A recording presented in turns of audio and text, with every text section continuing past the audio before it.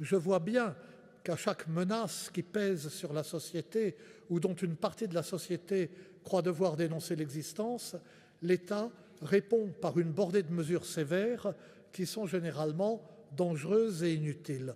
Dangereuses parce qu'elles réduisent les libertés fondamentales pour répondre à un risque particulier, inutiles parce que les lois existantes suffiraient à contenir ce risque si elles étaient appliquées. Mais elles ne le sont pas, car la défiance générale à l'égard des institutions, pire encore, la mise en cause de leur légitimité rend impossible aujourd'hui, ou difficile au moins, l'exercice du pouvoir. Or, c'est l'exercice du pouvoir dans le cadre du droit qui garantit les libertés. Encore faut-il qu'il y ait un accord sur le caractère intangible des libertés et sur la réciprocité des droits et des devoirs qui les fondent.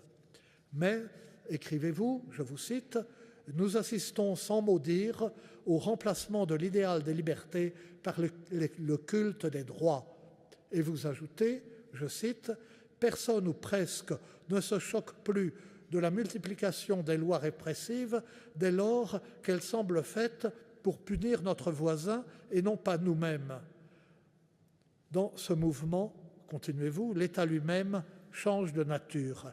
Il n'est plus rien que le garant, y compris répressif, de droits individuels. Fin de citation. Il ne faut donc pas s'étonner que cet État soit de plus en plus répressif à mesure qu'il s'affaiblit.